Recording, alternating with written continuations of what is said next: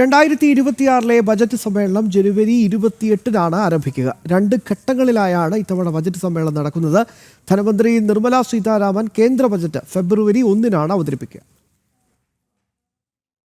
ജനുവരി 28 മുതൽ ഏപ്രിൽ 2 വരെ 2 ഘട്ടങ്ങളിലായാണ് പാർലമെന്റിന്റെ ബജറ്റ് സമ്മേളനം നടക്കുന്നത്. ലോക്സഭയിലെയും രാജ്യസഭയിലെയും അംഗങ്ങളെ അഭിസംബോധന ചെയ്തുകൊണ്ട് രാഷ്ട്രപതി ദ്രൗപദി മുർമു സമ്മേളനം ഔപചാരികമായി ഉദ്ഘാടനം ചെയ്യും.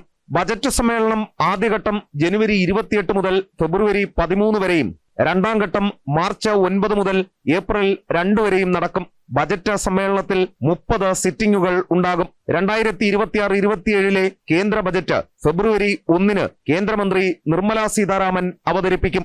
ബജറ്റ് സമ്മേളനത്തിന് മുന്നോടിയായി ജനുവരി 27-ന് പാർലമെന്ററി കാര്യമന്ത്രി കിരൺ റിജിജു സർവകക്ഷി യോഗം വിളിച്ചു ചേർത്തിട്ടുണ്ട്. പ്രധാന ദേശീയ വിഷയങ്ങളും നിയമനിർമ്മാണ പ്രവർത്തനങ്ങളും ചർച്ച ചെയ്യുന്നതിനാണ് സർവകക്ഷി യോഗം വിളിച്ചിട്ടുള്ളത്. സമ്മേളനത്തിന്റെ സുഗമമായ നടത്തിപ്പ് ഉറപ്പാക്കുന്നതിനുള്ള അജണ്ട യോഗം ചർച്ച ചെയ്യും. അതേസമയം മുൻ സമ്മേളനങ്ങളിൽ പ്രതിപക്ഷം ഉന്നയിച്ച വിഷയങ്ങളും ചർച്ചയാകാൻ സാധ്യതയുണ്ട്. എസ് ശ്രീകാന്ത്, ജനം, ഡൽഹി.